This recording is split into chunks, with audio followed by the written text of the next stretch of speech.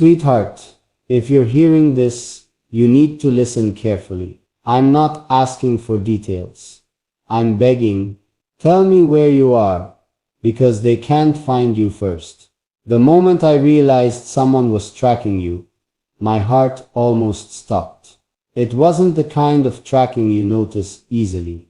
No big cars, no loud steps, no strange faces following too close. It was quieter, sharper, like a shadow sliding just out of sight. I knew something was wrong when I checked my phone and saw a ping. It wasn't mine, it was a trace connected to your number, and it was moving in real time. Someone was following your path, step by step. At first I thought, maybe it was just a glitch, not yours, theirs, like they had stopped, waited, and then started again. That's not random, that's hunting. And here's the part that chilled me most. Whoever it is, they're not rushing, they're patient. Patient means practiced, and practiced means dangerous. So I need you to hear me, your safety depends on this. Don't answer unknown calls, don't trust the sudden friendly faces, and above all, don't assume the people around you are who they seem. The more I dug, the clearer it became. This wasn't about a random person stumbling onto your life. This was planned. Someone wanted to reach you before I could. But why? That's the part that won't leave my mind.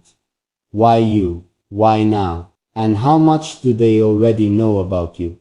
I traced back the signal from the map, step by step, until I found where it began. A warehouse not far from the edge of the city. But when I got there, the place was empty. No workers, no sounds, just a single chair sitting in the middle of the floor. And on the chair, taped to the seat, was a small envelope. Inside the envelope was nothing but a note, just one line written in block letters. We'll reach her before you do. That's when I understood. This wasn't just about following. This was a race. And sweetheart, I am terrified that if you don't tell me where you are now, they will win. I left that warehouse with the note burning in my hand, every word echoing louder than footsteps. I looked around and noticed something even worse. No cameras, no prints, no sign of who had been there. That means they're smart. Smart enough to leave no trail but the one they want me to see. The night got colder as I drove, and I realized something I should have seen sooner. This isn't just about location. This is about control. They want me to know they're close. They want me scared, because fear makes people slip. And here's what they don't know. I won't slip. I won't stop. And I won't let them get to you first. But sweetheart, I need you to meet me halfway. I need you to send me the smallest sign, a street sign, a sound, even just one word that tells me where to run. Because the moment you do, I'll be there. And if I can get there before they do, this whole plan they're building will fall apart. I drove until the city lights thinned, and the radio felt like a stranger speaking across glass. My hands gripped the wheel, because every minute mattered now. The warehouse note burned in my pocket, like a tiny warning. I started with the obvious places you might hide. Friends' houses, the small hotel by the river, the old church parking lot, where people feel anonymous. Each place felt possible and wrong at the same time. Whoever was hunting you wanted us to guess wrong. The hunters leave false paths.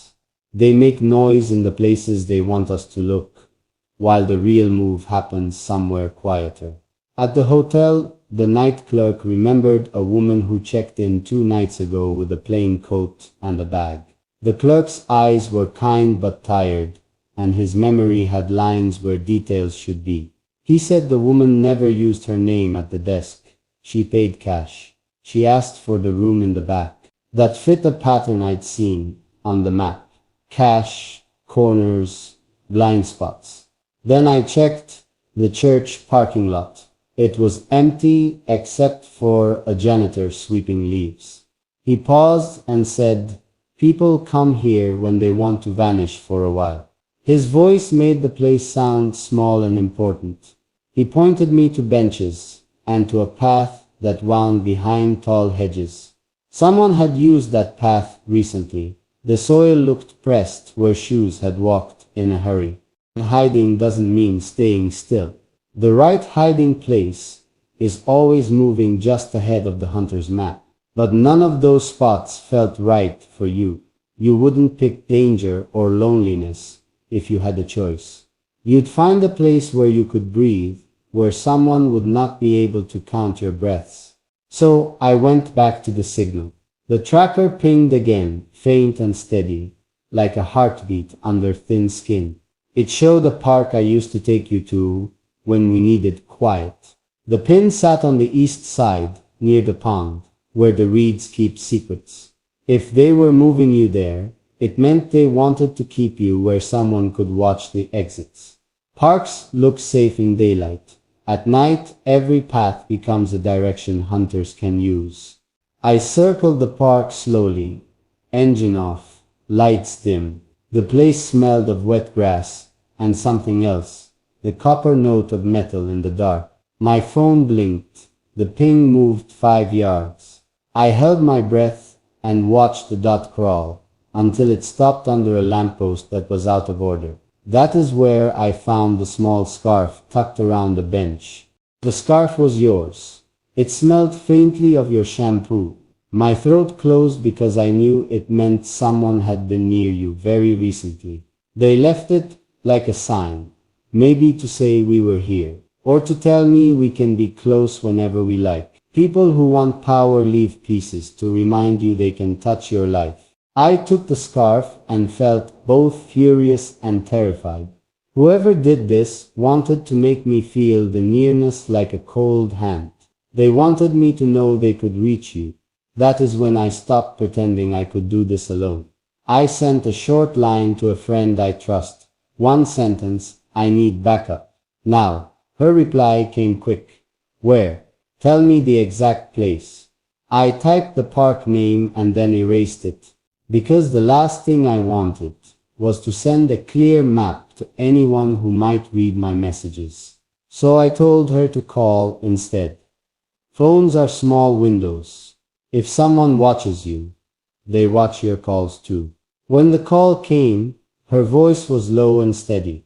She said she would be there in 10 minutes with 2 others. She also said one thing I didn't expect.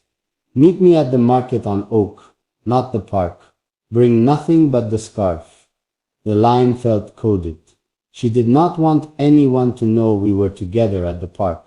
I slid the scarf into my jacket and moved away without walking directly to the market. I took the long route through alleys, past closed shops, keeping to shadows. If someone had a view from above, I did not want them to see where I went next. That is the rule. Now, move like you are already being watched. Moving unpredictably makes a hunter lose the map they drew. At the market, my friend met us with a bag of ordinary groceries and eyes that did not smile. She hugged me quick and whispered a plan. "We follow the ping from a distance. We don't approach. We find who is watching the watcher." That made sense, because the real enemy might not be the hands that touch you, but the person giving orders. We split into 2 cars and trailed the signal quietly, leaving 20 minutes between us so we could not be marked as a convoy.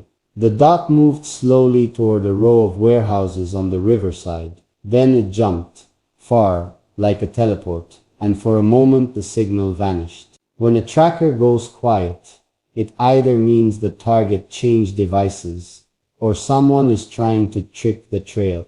We pulled into a side street and waited, engines off, breath held. The river made a low sound like a machine with a pause. Then a small boat drifted past with a tarp over the back. A figure leaned into the water for a second, and then stood up like business done. They carried something wrapped tight. My friend's hand pressed mine for a second. She mouthed, "Boat." We slid closer, keeping the dark between us and the water. At the dock, hands passed the wrapped thing into a van with no plates.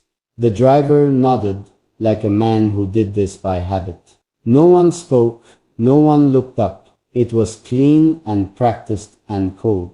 That is the moment I realized this wasn't a one-off. It was a system. Systems are harder to fight than people. They have rules, routes, and ways to hide. We followed the van for a while, careful not to be noticed. It stopped at a small residence behind a row of hedges, a place with a bright porch light and children's toys scattered in the yard. Someone was keeping a normal house as a cover.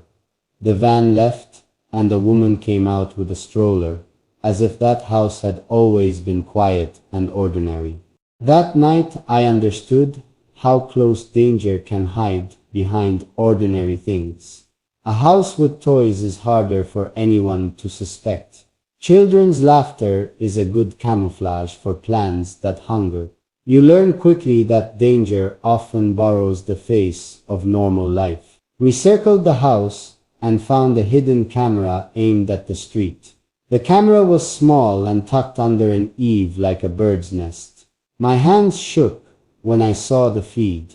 It showed a live view of the park bench where we'd found the scarf. We were looking at the watcher's watch. Then my phone buzzed. A short message stopped tailing us. She answers to us now. No name, no number, just a flat command. The note made the hair on my arm stand up because someone knew our moves and expected us to stop. When the hunters send messages, they want you to feel small. They want you to obey. We could have left.